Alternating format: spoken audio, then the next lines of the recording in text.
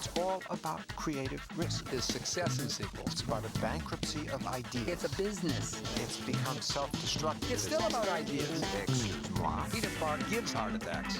Guber is aggressive. Whoa! Loquacious. Hold on. Overwhelming. Give me a break. Wrong, wrong, wrong.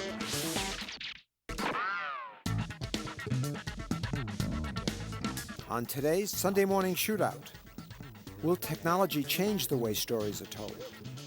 Do the Golden Globes diminish the value of the Academy Awards? Also joining us, producer John Calley and the director of Cold Mountain, Anthony Minghella. Good Sunday morning. I'm Peter Bart. And I'm Peter Guber, and you're watching Sunday Morning Shootout. In Hollywood, there are no rules, but you break them at your peril, as we say every week. So let me break a couple of rules. First of all, you as a storyteller better buckle up your seatbelt and throw away that number 2 pencil you got hidden there. Things end, and sometimes suddenly, in this brave new digital world. The monster that we're talking about is digital technology, and it's changing the storytelling process. What really you have to recognize is that the concept of technology changes both the palette of the artist and the expectation of the audience. Mm-hmm. And that merger of the poet and the engineer is what's going to happen. That's the dance that's going to happen in the present, not even in the future. And the reason, Monsieur Bart, is the kids that are in the audience. They've been weaned not on number 2 pencils, but on computer games and video games and music videos. True. And I think it's going to change everything. All this technology is going to change the entire storytelling process.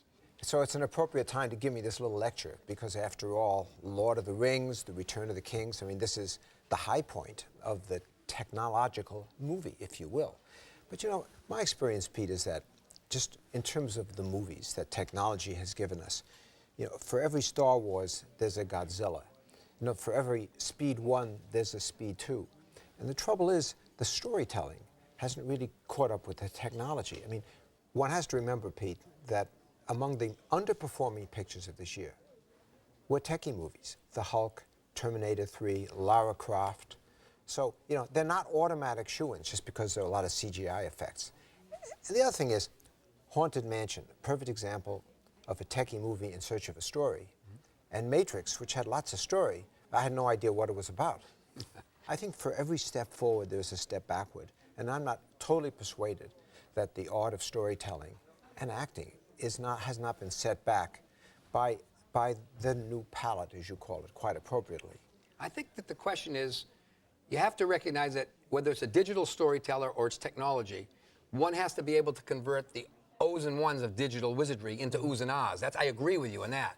But the trick will be that the palette of the artist, as we say, has to embrace this technology, because that's what the expectation of the audience is now. Mm-hmm. That's what it is. These are thrill rides in the main. Well, the storytelling is inside the person as much as it is on the screen now. Certainly The Return of the Kings epitomizes anybody who loves this kind of movie making will be happy and satiated by this. But once again, think of what the problems. It ends 7 times. You know, the picture could have had one ending. It doesn't have to have 7. It's, what, 3.5 hours long, 3:20. I mean, that's an overdose. And there's a grandiloquence and a grimness to the whole Lord of the Rings trilogy that I find utterly a bit wearying. Well, you're in the minority. I know. Millions and millions and millions and tens and hundreds of millions of people are going to see that film and marvel at its wizardry. Really, technology doesn't make the film longer. The human component, the artist decides how long it's going to be. Yeah, the storyteller gets carried away by all this technology. I don't think it's that. But just because a director has all of this amazing weaponry at his control, he still should remember when to say, cut. Yeah, well, in that case, let's cut. Okay, Bart, what else you got for me? Well, you know, this is the beginning of what Variety calls the kudo season. All the award shows start, and of course, the Golden Globes is the highlight, although the Oscars will never admit that it's the highlight. But the Globes, more and more in recent years, has eclipsed the Oscars. You know, the Oscars, the gold standard. The Golden Globe is the pretender to the throne. Ask anybody who's won a Golden Globe, would you trade it in for little old Oscar? No there way. isn't anybody in 35 years that I haven't met to say, yeah, well, I want to keep my Golden Globe, I don't want the Oscar. Except that it presages the Oscar. So they love it, especially, you know, the Globes are being given out this year two days before the Oscar They're trying not to prestage, they're trying to upstage the Oscar. But the show has more energy, it's more informal, part of it. Reason that the guests at this dinner that the Globes stages, guests are drinking a lot of wine and vodka, And that kind of adds some pizzazz to the evening because the Globes is more fun, and the ratings keep going up. But the purpose of the Oscar ratings keep going down. The purpose of the Globes is the show. The purpose of the Academy Awards is to really honor the work of the Academy membership. It's a much more professional situation. It's not a show. Warren Beatty said it all. Golden Globes is a party, Oscars is a business. And I think that's really the difference. The difference is that most actors would prefer to go to a party. But most actors would prefer to win the Academy Award. This is true. Now, the big complaint against the Golden Globes has always been, who is the constituency?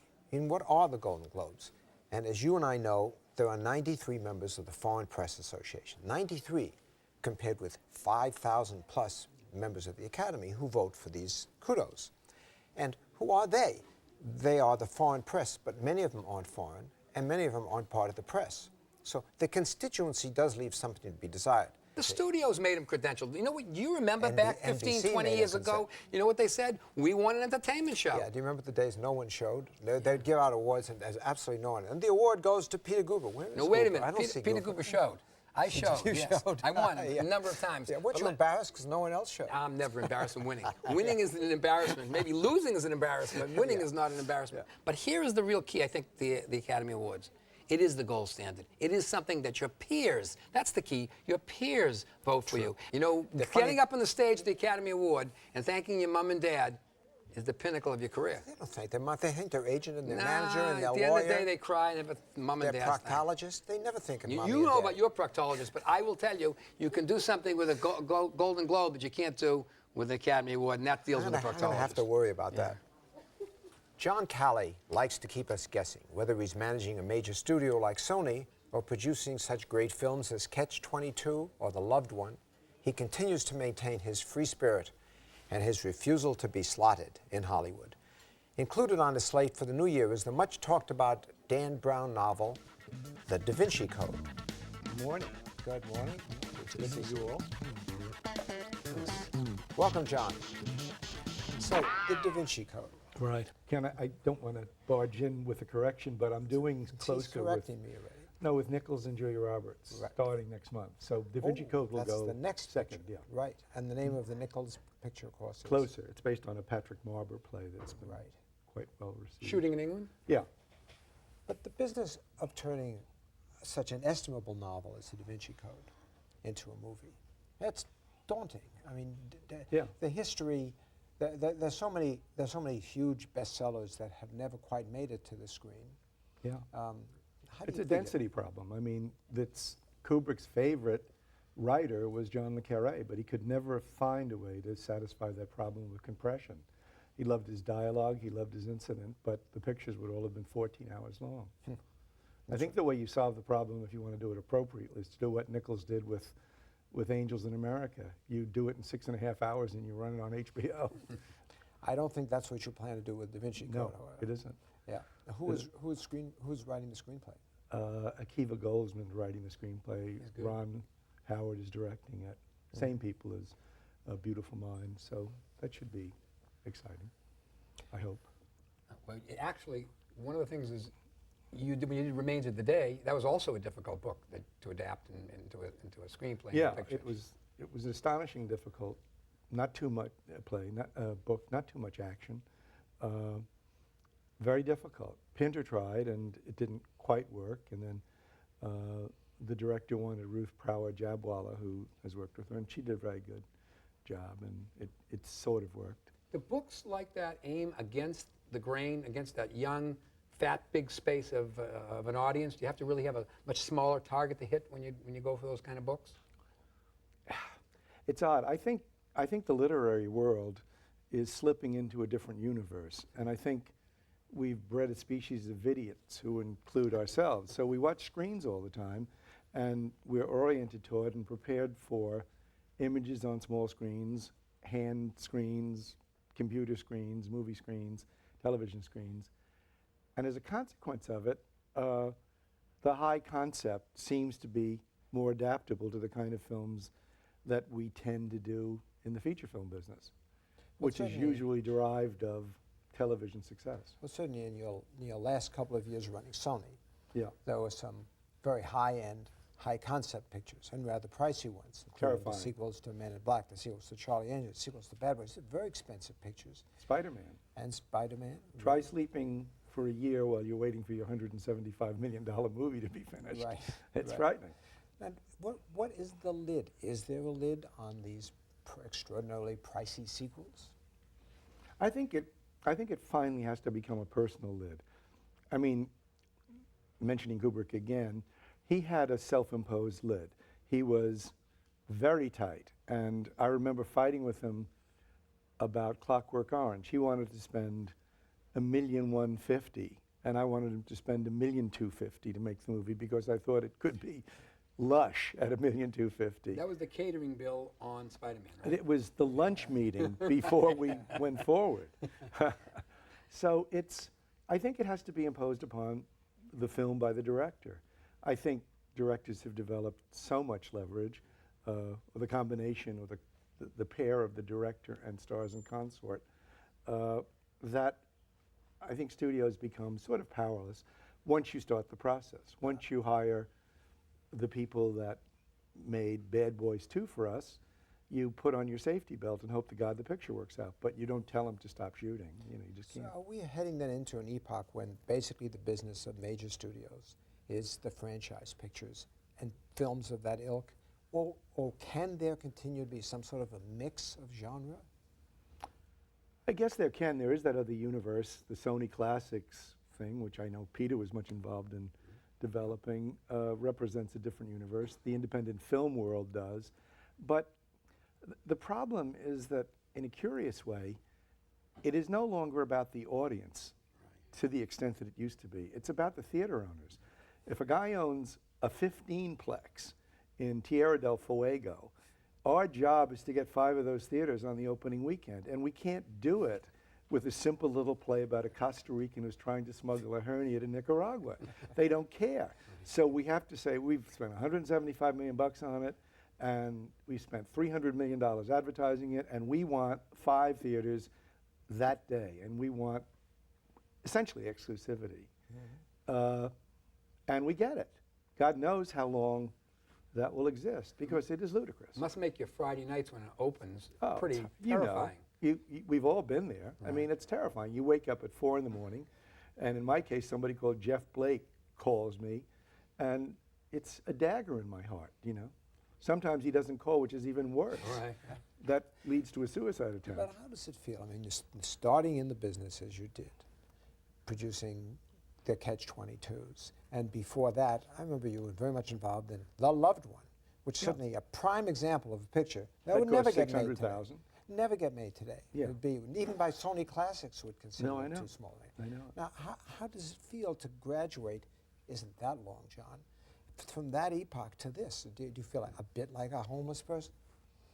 I feel like Zelig in the Woody Allen movie. No, I feel like it's metamorphed, and I have too. But I took 13 years off, and I didn't see any movies during that time, except the 2 that I worked on with Mike. And so coming back was a different experience. It was like going back to another business.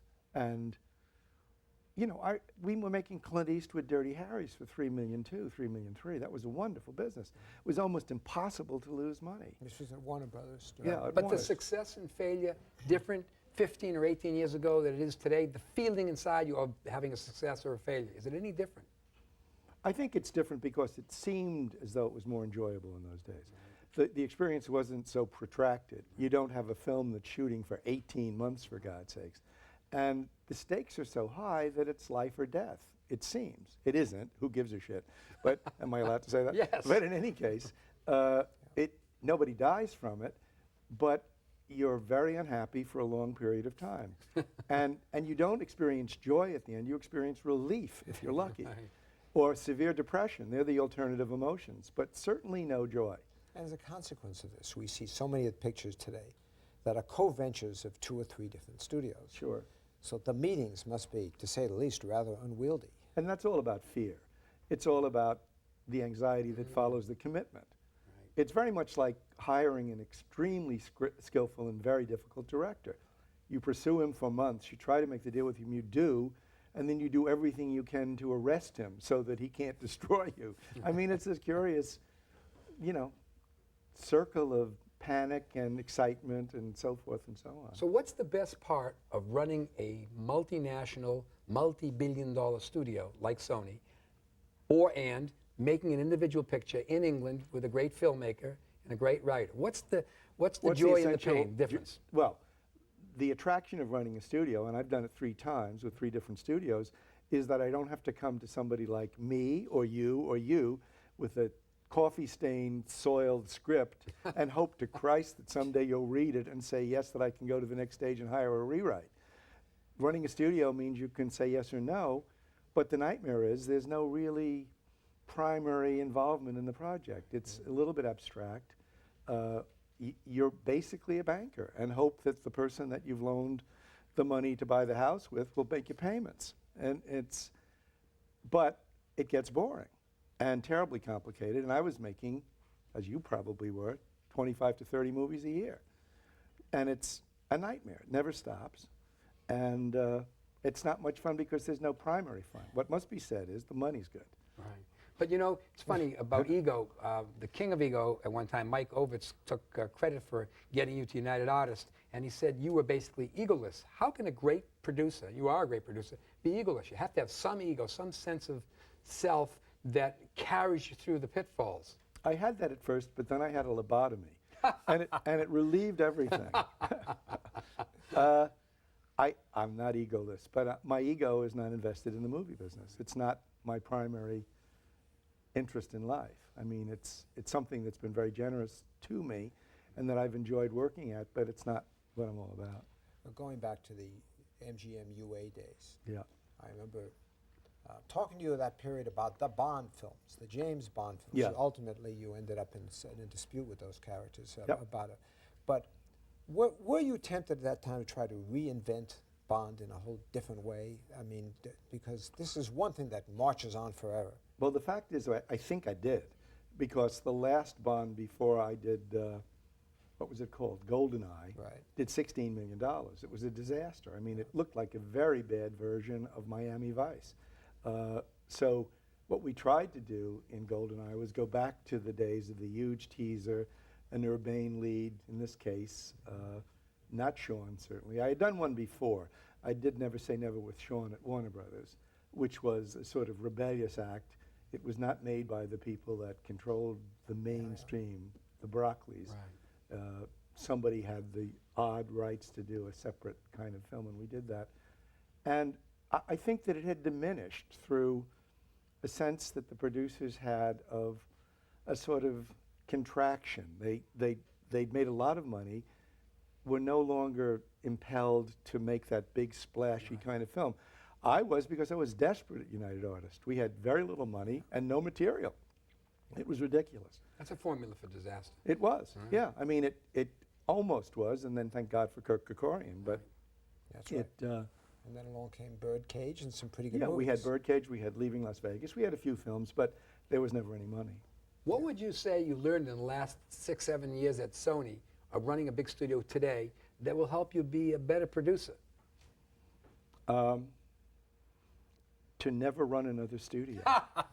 Notwithstanding the fact that I'm way too old to do Right. it, it's an answer to a question that I hope to God I'm never going to ask again. Right. Now, I think I've been working at this in one way or another for over 50 years.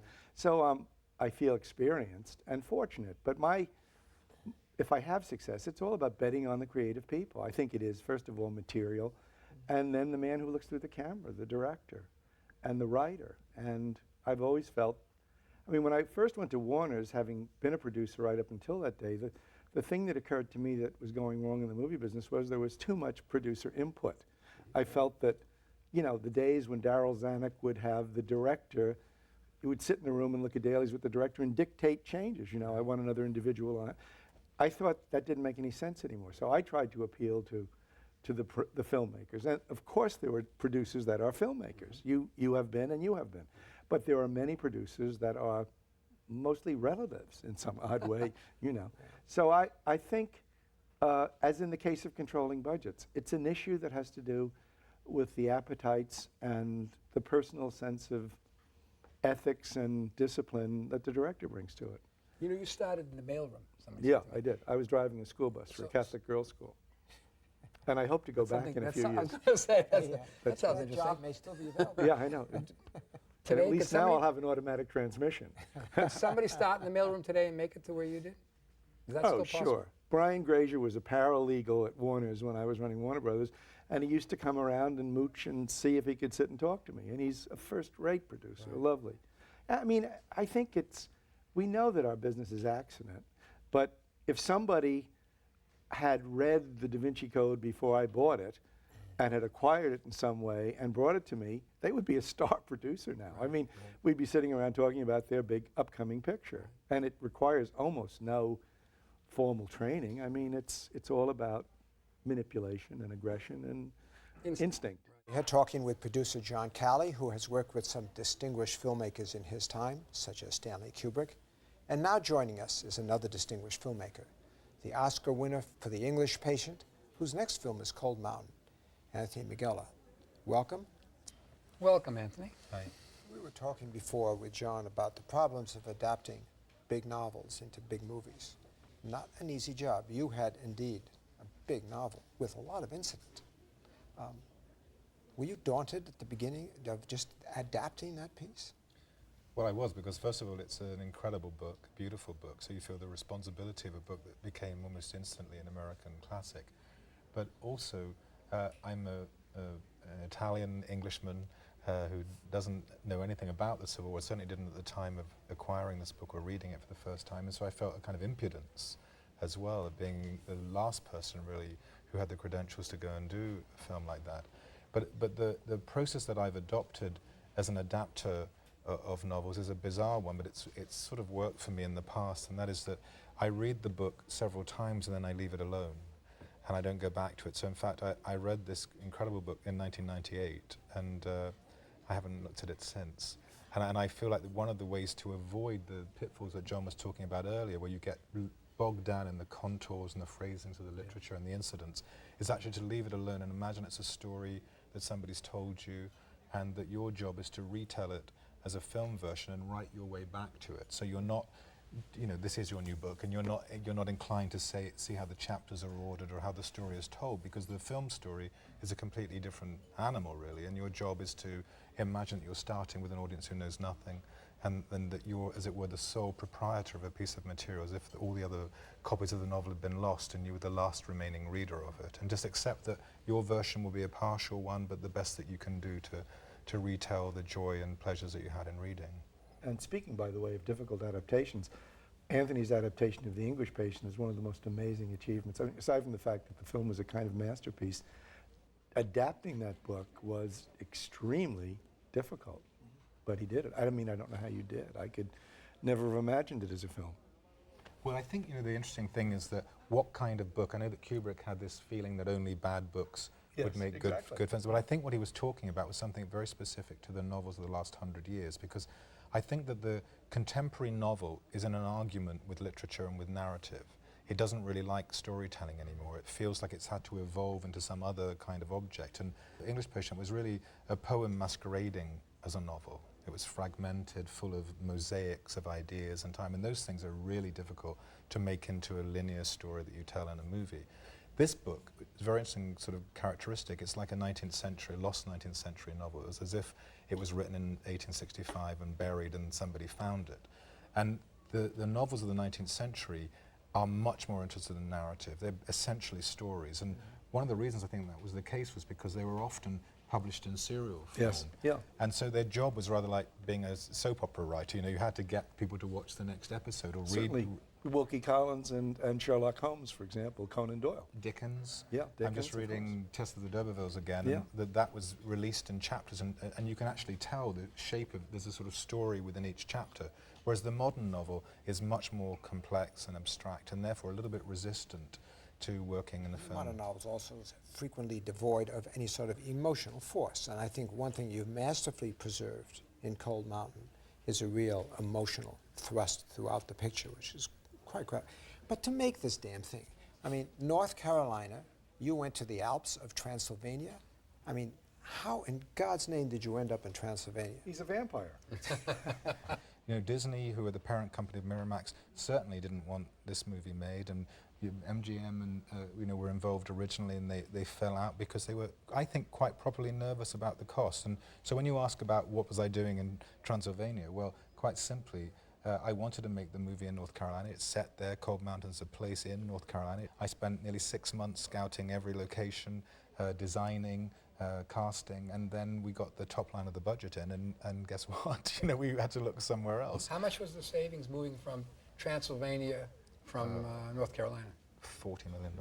40 million. See, what I told you before, the numbers are staggering. They're incentive enough to move. The question that's interesting, though, for me, you know, I always think about this, the fattest, biggest part of the audience is the films like Spider-Man, this young audience, this repeat audience that goes there. They don't even read most of that audience. They're not into literature, not into books in the main.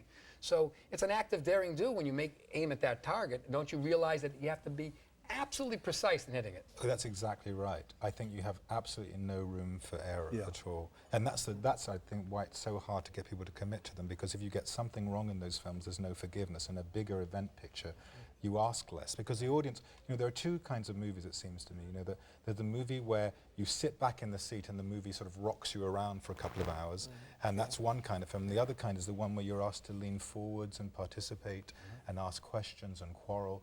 And those films are harder for the audience, but they're also, I think, finally the movies that stay with you, the movies that make you love movies. And I want to try and make those. The sad fact is it takes me so long to, I mean, four years of continuous work on Cold Mountain, and so the gamble is a very, very tough one. But the interesting thing about going to Romania, I want to say, is that I went there under duress.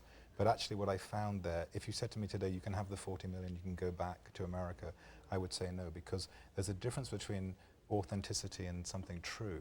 And the landscape in Romania is like time traveling. You're really going back into the 19th century. And you know, as Jude Law was learning to plow by hand 4 fields across, there was a real farmer plowing by hand. And you get the benefit of something really authentic and beautiful. And we designed every farm, every building, and we could never have done that in America. What you've really done is find a way to engage the audience's imagination and interaction, but in a very unique emotional style. It's quiet and powerful at the same time. And I think that's really one of the unique things. Seeing Cold Mountain, it captured my imagination, captured my spirit, and captured my energy. I really was quite taken by it. Oh, bless you. Thank you very much. Having said that, thank you so much for joining us this morning. It was great to talk to you. Thanks to very meet you. much. Thanks, Chris. Up next, the latest in movie news.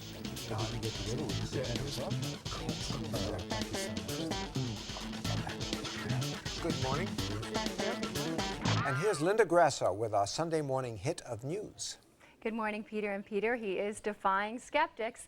California's new governor, Arnold Schwarzenegger, has won a big battle with the passage of his $15 billion budget plan. The retired Terminator recruited an unusual alliance of Democrats and Republicans in the state Senate in support of his massive bond issue and caps on spending. The very pundits who'd earlier counted Arnold out now attribute his negotiating success to his experience as a movie star, saying that stars are used to having their own way, even if it means a little bullying along the way. What do you two think? You think Arnold's experience in the Hollywood wars is helping him out there? Listen, a big star is used to wheeling and dealing from a position of power, whether it's for a bigger Winnebago, or hair and makeup, or new lines. So sure, I think it's a help in politics. Well, look at it this way. You're a Democrat, and you're being hustled for your votes. And you have a choice between having lunch with Arnold Schwarzenegger or Bustamante.